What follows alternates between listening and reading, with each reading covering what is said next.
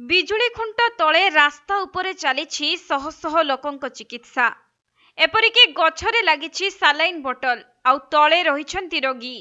ଯେଉଁ ଦୃଶ୍ୟ ସମସ୍ତଙ୍କୁ ଅତ୍ୟନ୍ତ ବିଚଳିତ କରିପାରେ। ତେବେ ଆୟୋଜିତ ହୋଇଥିବା ଏକ ଧାର୍ମିକ କାର୍ଯ୍ୟକ୍ରମରେ ଯୋଗ ଦେଇଥିବା ଭକ୍ତମାନେ ସେଠାରେ ପ୍ରସାଦ ସେବନ କରିସାରିବା ପରେ 300ରୁ ଅଧିକ ଲୋକ ଅସୁସ୍ଥ ହୋଇପଡ଼ିଥିଲେ। ଆଉ ସ୍ଥିତି ଅତି ଜଟିଳ ହୋଇପଡ଼ିବାରୁ ଅସୁସ୍ଥ ହୋଇଥିବା ମହିଳା ଏବଂ ଛୋଟ ଛୋଟ ପିଲାମାନଙ୍କୁ ରାସ୍ତା ଉପରେ ହିଁ ଚିକିତ୍ସା କରାଯାଇଥିଲା। ଯାହାକି ରାସ୍ତା ଉପରେ ଖୋଲା ଆକାଶ ତଳେ ଶହ ଶହ ଲୋକଙ୍କ ଚିକିତ୍ସା କରାଯାଉଥିବାର ଦୃଶ୍ୟ ଏବେ ସାମ୍ନାକୁ ଆସିଛି।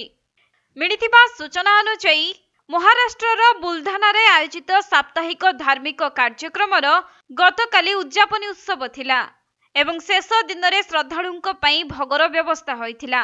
ତେବେ ଭୋଗ ଖାଇବା କ୍ଷଣି ଲୋକମାନେ ବାନ୍ତି କରିବା ଆରମ୍ଭ କରିଥିଲେ ଏବଂ କିଛି ଲୋକଙ୍କର ମୁଣ୍ଡ ମଧ୍ୟ ବୁଲାଇଥିଲା।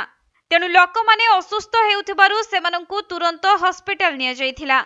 କିନ୍ତୁ ହସ୍ପିଟାଲରେ ଆବଶ୍ୟକ ବେଡ୍ ରୋଗୀଙ୍କୁ ନ ମିଳିବାରୁ ହସ୍ପିଟାଲ ବାହାରେ ଥିବା ରାସ୍ତାରେ ସମସ୍ତଙ୍କ ଚିକିତ୍ସା ଆରମ୍ଭ କରାଯାଇଥିଲା।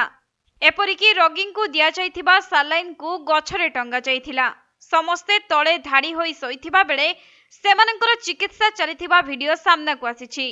ଅନ୍ୟପଟେ ଗାଁ ଲୋକମାନଙ୍କର କହିବା କଥା ଯେ ଅସୁସ୍ଥତା କାରଣରୁ ଲୋକମାନଙ୍କୁ ହସ୍ପିଟାଲ ନିଆଯାଇଥିଲେ ବି ହସ୍ପିଟାଲରେ କିନ୍ତୁ କୌଣସି ଡାକ୍ତର ନଥିଲେ। ତେଣୁ ଘରୋଇ ହସ୍ପିଟାଲର କିଛି ଡାକ୍ତରଙ୍କୁ ଲୋକମାନେ ଡାକିଥିଲେ।